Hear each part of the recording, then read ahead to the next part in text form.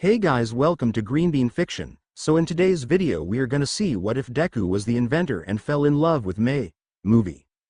Before starting, make sure to hit that like button and subscribe if you are interested in MHA fanfictions. This story is Izuku the Inventor by Anthony Tyler 9. Now without wasting any more time, let's dive in. 200 years ago, there was a bright light shone on the world. It was the first of many children who were born with a superpower that at the time, we had thought was a mere myth. Children around the world were being born with powers that of a comic book, and it took the world by storm. Soon over the time that superpowers were becoming mainstream, a new job title came about. It was that of a hero. Anyone with a superpower that doctors and scientists soon called quirks, would be able to go to a school and learn how to become a hero to any and all. It was a world that I was born in, and I was born without such power. I was born quirkless, and I was severely bullied and abused for it. My only saving grace was my own home, as my mother made sure that I never got any treatment that I had received at school at home. She was the light in my darkness, and I am really grateful for her presence in my life. If it wasn't for her, I don't know what would have happened to me, nor do I really wish to know. A young voice said, as we see a young boy of around 5 years of age walking around a doctor's office. "Can Mrs. Midoriya please enter the office?" a gruff voice called out. "Come on Izuku, we need to see what your quirk is," a woman said, presumably Mrs. Midoriya. She brought her son Izuku into the room with the doctor, who had a mustache that looked like Dr. Eggman from Sonic the Hedgehog. "So, what brings you here today, madam?" the doctor asked. "We came to see what was taking so long for Izuku to have his quirk manifest.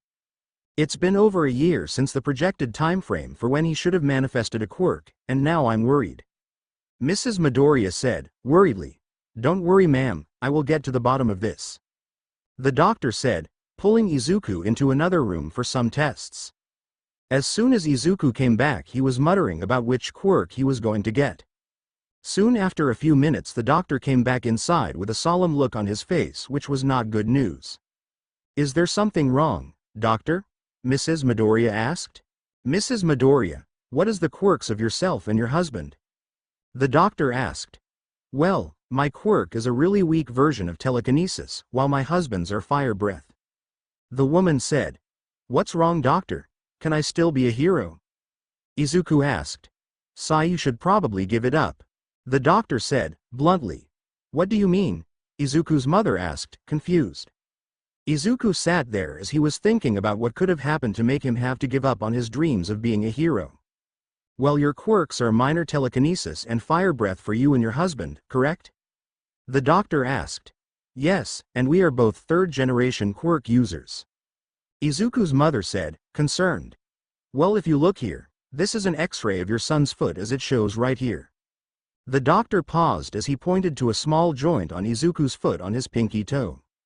"This right here is a major concern for us, as it is a major reasoning as to why your son hasn't manifested a quirk yet," the doctor said. "What does that mean? Is my son going to be okay?" Izuku's mother asked. "He most definitely will not be manifesting a quirk anytime soon or in the future. I am sorry to say that he is quirkless, so any dreams of being a hero should be left at the front door," the doctor said, leaving the room as Izuku and his mom leave the doctor's office. As Izuku and his mother returned home, he was sent to his room as he needed time to recover from the visit, as he didn't know what to do. Later on, that night, Izuku was sitting at his computer as his mother was walking by, and she heard him listening to a video he loved very much. She entered the room only to hear what Izuku was watching from the computer, breaking her heart as she saw the screen. "Whoa! Look at that! He already saved hundreds of people, and he is still going," a voice called out from the computer. "Do not fear. For I am here," another familiar voice called out. Mom. "Can I still be a hero too?" Izuku asked, tears streaming down from his eyes.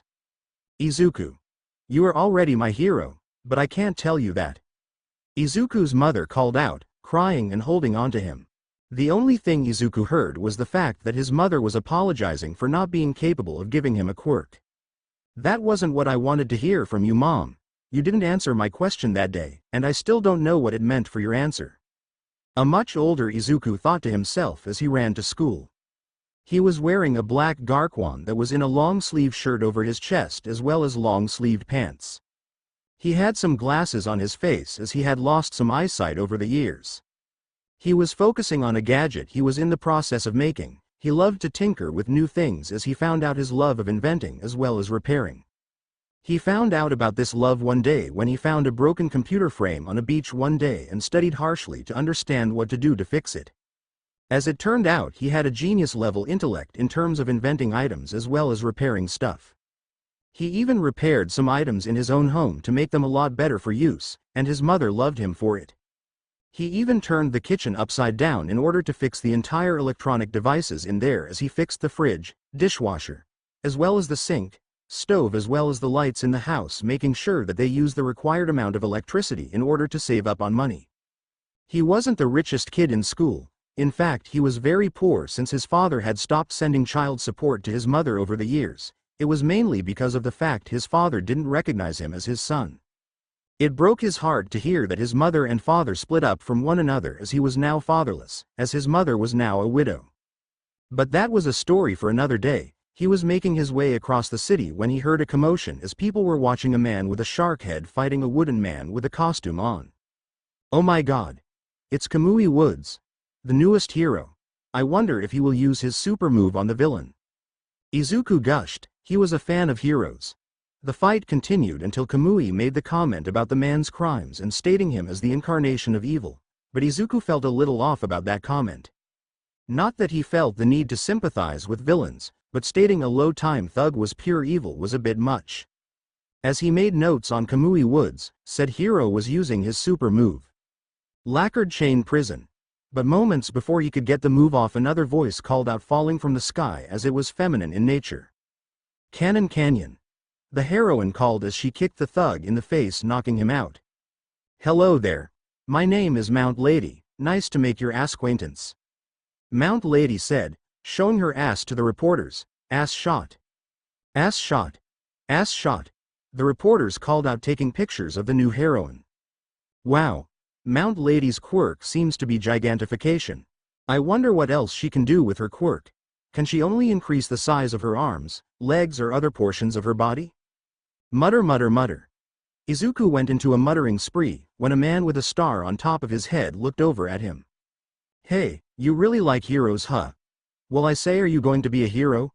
The man asked Izuku, snapping him out of his mutter spree. Oh yeah, it's the job I wish to have in the future, Izuku said, holding his notebook close. Well, I say, shoot for the stars. I will be rooting for you when you enter the field, the man said, with enthusiasm. Thank you very much, Izuku said, smiling. He then noticed the time as he ran off to get to school. Izuku entered his classroom as he went to sit down at his desk only to find some not very nice writing on it. He also noticed some red flowers there as he sighed in his desk. The people here still wished that upon him. He focused on his lesson as he placed each and every flower in his backpack as he pulled out his homework. The day continued on until their teacher for their last period of class came in with some papers that caused Izuku to immediately tense. Good afternoon, class. I am here to tell you about your career aptitude papers that are needed to make sure you know which high school you wish to go to, the teacher said, smirking. The class collectively groaned in boredom as well as not wanting to fill out the papers again. But that doesn't matter since you all wish to be heroes, the teacher called out, tossing the papers in the air. With that, the collective class celebrated while using their quirks except for two students, Izuku and an ash blonde-haired one. The ash blonde then jumped onto his desk proclaiming that he will become a hero as the others would become sidekicks of some D-lister heroes. You're going to UA, correct, Bakugo? The teacher asked, stroking his already sky-high ego. UA? I heard that it is only a 0.2% chance of getting in their hero course. I can't believe he is trying to go there, the collective students called out. That's right. I aced the mock exams as well as proved that I will be the next #1 hero. I will become more powerful than All Might, not to mention smarter and richer than him as well. He called out. That was Katsuki Bakugo, Izuku's longest friend. Not only that, but his biggest abuser as well as the main reason he has to wear glasses for the rest of his life. Ah, I guess Izuku Midoriya wishes to go to UA as well. The teacher droned,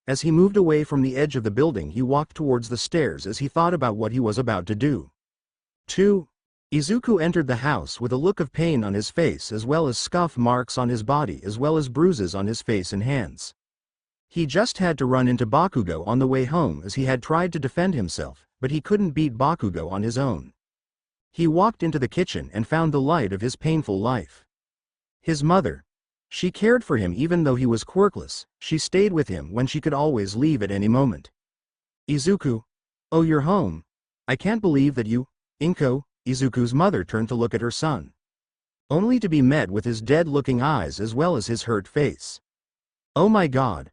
Follow me to the bathroom, Izuku, Inko said, running to the bathroom. Over the years after finding out Izuku was quirkless, she stresses ate food as Izuku was getting bullied by others at his school. She had found out that it was Bakugo mainly because of the hand-shaped burn marks on his body. That was when he came home without a shirt one day. She looked short in size, but she was plump and round from overeating. In terms of stress, she couldn't stand the fact that her son was always getting beaten over every little thing and her stress was about to be detrimental to her health. How did this one happen? Inko asked, cautiously. I was walking back from the store when Kachan found me and beat me up. I don't know what I did to even warrant his physical abuse today other than wishing to be a part of Yue. Izuku said, sighing in pain. As Inko finished patching up Izuku, she pulled his shirt off and found yet another hand-shaped burn mark on Izuku's body. Please, Izuku, give me the signal and I can help you. I don't wish for you to be suffering like this.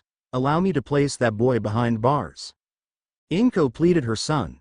She was a lawyer at a law firm, and she has led many cases against criminals and only needed a word from her son to place her best friend's son behind bars for what he has done to her son. She may have been the best friend of her son's bully's mother, but that didn't mean that she cared for her friend's son either. He needed something to take his ego down a peg or two. I don't wish for that, Mom. I don't want to be the reason he loses his chance at becoming a hero. He was failed by the system too. I won't be able to live with the fact that I was the reason he was placed behind bars and incapable of becoming a hero.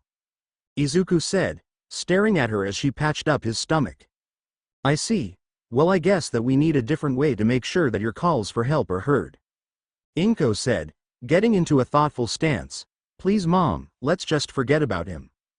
Can we have some dinner, please? Izuku asked. What happened to the light in your eyes?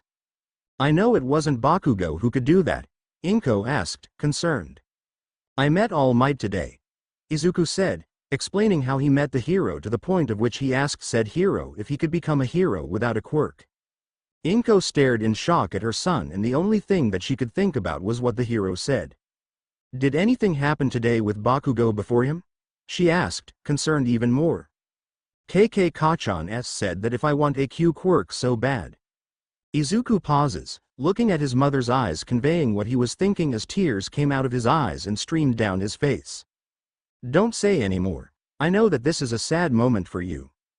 Do you wish to take down your All Might posters as well as figurines? Inko asked, cautiously. I want to keep one All Might figurine, but all the others can be sold.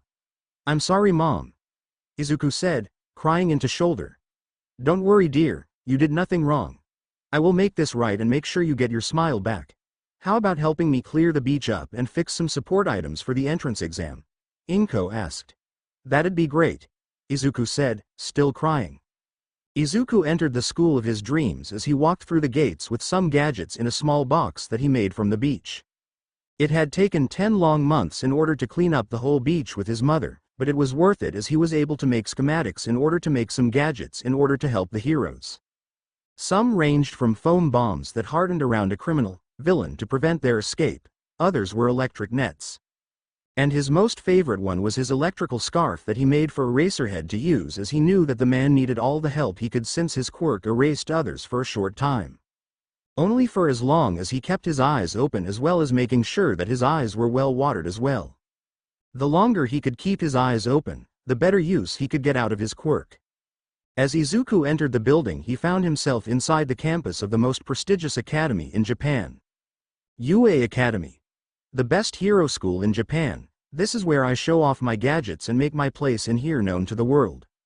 Izuku said, as he entered the schoolyard and moved towards the main building. Walking around the corridors, he found himself getting a little lost when someone walked up to him. "Hello there, how can I help you today, little listener?" A cheerful voice called out. "PP present, Mike?" Izuku called out, surprised. "That's me, little listener. So, do you need any help?" The man asked. He was wearing a black leather jacket as well as a beatbox on his neck that amplified his quirk to the best it could handle. He also had his hair slicked up to where it looked like a small mountain, not to mention it was blonde in color.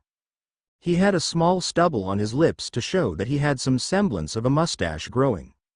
I am just looking for the support course exam area," Izuku said, looking at the man. "Oh, want me to show you?" Present Mike called out. Sure. Could you also sign this notebook?" Izuku asked, pulling out his hero analysis for the future number 13 out of his backpack. When Present Mike saw the notebook's condition, he found it had watermarks on it as well as was burnt as if someone tried to burn it away. "Sure thing, little listener. Where do you wish for me to sign it?" he asked, concerned. "In the back. I want to get the autographs of famous people, that way if I have kids in the future, I could pass it on as an heirloom," Izuku said, solemnly. "I see. Is there a dream you wish to complete here?" Present Mike asked, signing the notebook. "For the longest time, I had always wanted to be a quirkless hero. But recently I found that it wasn't for me," Izuku said, looking away with a dead look in his eyes. Present Mike didn't like that look in a UA prospect. "What made you wish to give up that dream?" he asked. "A very popular hero who was my idol in everything that made me wish to be similar to them but not completely. He told me to be realistic with my dreams and to stay grounded with my dreams," Izuku said, following the hero to the exam room. "Here we are, I hope that you have a good time in there," Present Mike said, looking at him. "I will try, but I don't know if I will pass," Izuku said, looking away. "Just give it your all, and I am sure that you will be noticed," Present Mike said, walking away with a wave. As Izuku waved back, he entered the room and sat down next to a girl with goggles on her head as well as having salmon-colored hair in a black tank top as well as blue jeans. Her eyes had crosshairs on them as she was particularly fixing one of her gadgets. Pulling out his notebook, he wrote about her quirk and what his thoughts were on it, muttering about it in curiosity. As the girl heard him muttering, she found him sitting next to her as his box of gadgets was next to him as well as holding a notebook that was oddly named Hero Analysis for the future number 13. She watched in awe as he made some observations about her quirk, as he also made some theories about how her quirk could be used in heroics as well as other areas of expertise. "Wow, those are some cool theories," she said, getting into his personal space to look at his notes. Snapping out of his trance, he looked to his left to be face to face with the girl next to him as she looked through his notes. "Gah," Izuku yelped, as he moved back. "Sorry about that. My name is Mei Hatsume, future owner of Hatsume Industries," the now named Mei said. My name is Izuku Midoriya." Izuku stutters. "Wow, those are some cool gadgets, glasses. What are they for?" she asked, curious. "Some are for capturing villains in some foam that hardens fast, others are for disorienting some villains as well as a potential new scarf for Eraserhead," Izuku informed, getting into the grove of his gadgets info. "Do you wish to open up a workshop together?" she asked. I don't know, would I be getting in your way?" Izuku asked. "No, you wouldn't, I just wish to work with you is all. You seem like someone who has a great head on their shoulders, as well as smart enough to keep up with me," she said, smugly. Then sure, I am not sure how we'll do it. But I guess we could work together," Izuku said, a small smile on his face. "Well, then let's work really hard to pass the exam together then," she said, smirking at him. He nods his head as the person in charge of the support course exam came inside the stage. "Hello everyone, my name is Power Loader, and this exam is for you all to build a gadget with the materials here and make them usable for any hero in this school. You have Eraserhead, Present Mike, Midnight, Smentos, Ectoplasm, Snipe, Vlad King, Hound Dog, as well as 13. You are to have these gadgets completed after about 4 hours of work. As soon as the 4 hours are done, you are to step away from your workstations and allow me to look over your work.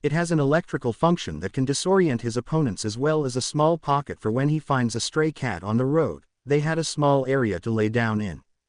Not to mention there is a cooling and heating pad inside the scarf all over it so he can stay cool and warm in different weather cycles. The goggles actually help his quirk and make him able to use it better than he can now. Izuku said. How so for the goggles? Power Loader asked, intrigued. They allow him to keep his eyes open for longer periods of time as well as keeping his eyes plenty watered to prevent him from blinking. The goggles also hide the fact he is using his quirk since they cover most of his hair, since whenever he uses his quirk, his hair always floats. Izuku said. Now what about the robot? Power Loader asked. This robot is supposed to be used for recon.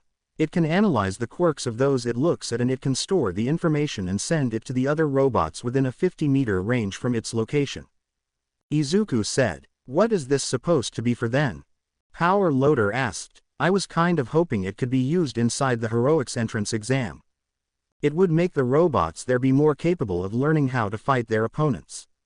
Izuku also withheld the info that it would only target Bakugo Katsuki. I can see that it can be used in that way, but is it supposed to specifically counter someone in particular? Power Loader asked. He had heard from Present Mike that the kid in front of him wanted to be a quirkless hero, but something happened to make him stop having that dream entirely. It was supposed to watch after one specific person. He has a hard time finding some kind of challenge, so I made this so he could get the challenge he wanted. Izuku said, not naming the person. Can I get the name of said person? Power Loader asked, curious. You will know who it's for when you see him.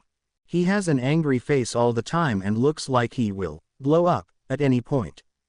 Izuku informed, causing the teacher to have a look of confusion, then morphed into pure happiness.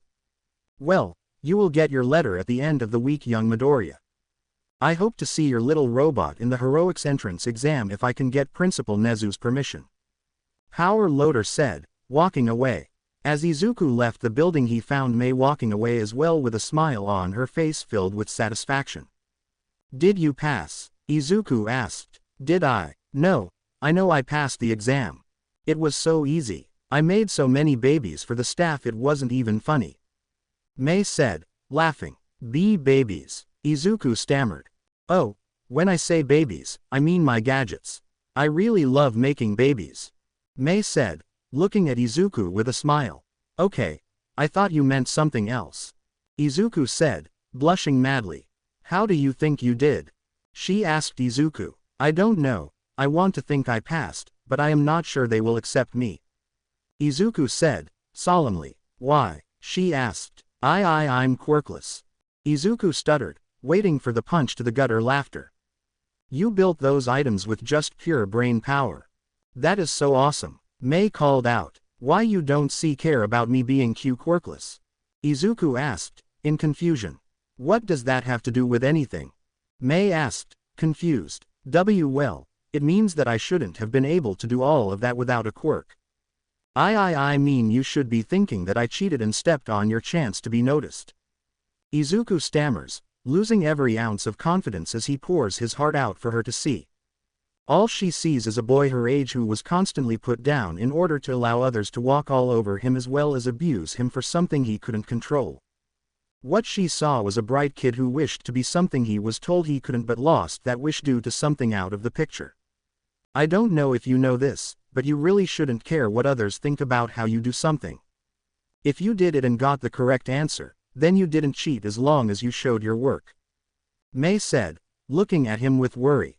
All she saw was Izuku's dead eyes looking at her as he told her about his school as well as how he was treated there. He even told her about how no matter how many times he does a problem and even showed the teacher how he got said answer they kept thinking he was cheating. Saying that a quirkless person shouldn't even be that smart as they weren't even human. It was right there that she realized that Izuku was really asking for help in his own way. It was him leaning on someone and pleading for help. It was so obvious. How did they not notice this? How did the heroes not notice this? Hey, have you ever told anyone else about this? Mei asked. I tried over and over and over and over again. But nobody believed me. It's been me and my mom against everyone, and even then, she gets mocked by everyone because of me.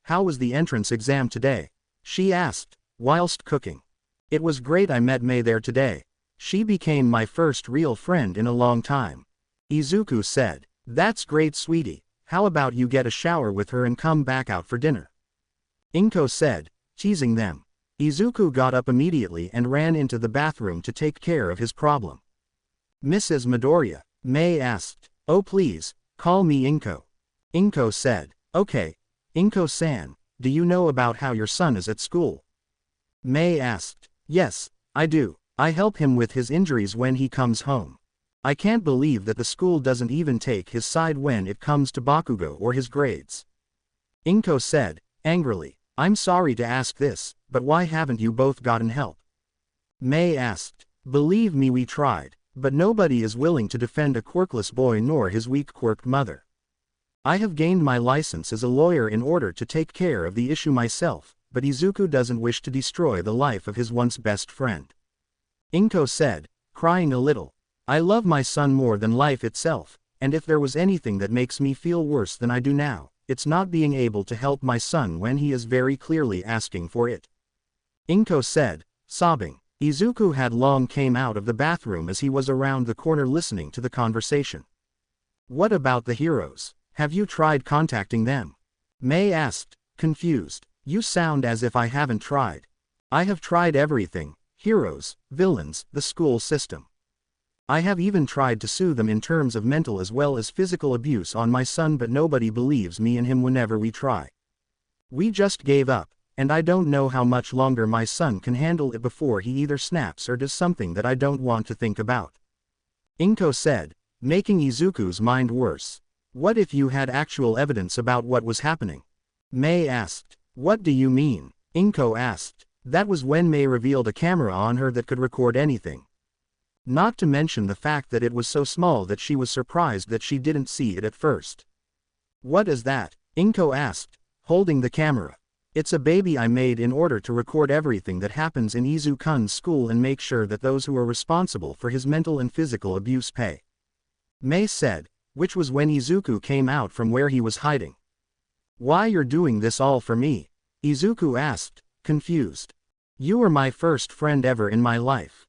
I will be damned if I don't help you when you are clearly asking for it. That extends to you as well, Inko-san. Mei said, looking serious. Izuku, are you willing to wear this to school tomorrow? Inko asked, her son. I don't know. Nobody's ever been this kind to me other than you, Mom. Should I? Izuku asked, on the verge of tears. If this can save us from the discrimination we are facing, then I think this is the perfect opportunity. Inko said, staring into the emerald crying orbs of Izuku.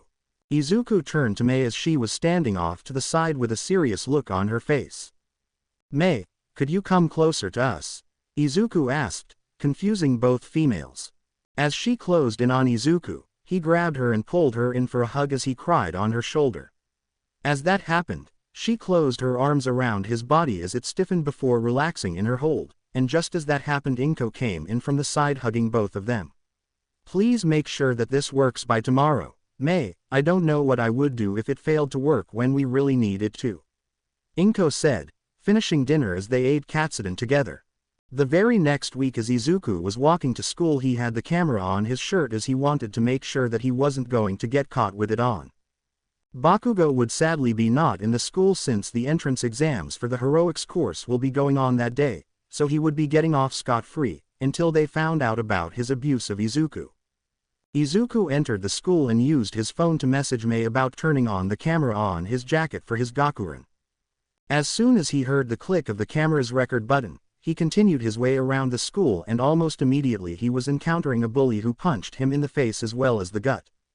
It went for a little while as they even used their quirk of being capable of vibrating their hands to the point of causing muscle spasms in the person they touch, kill if they vibrate their hands enough.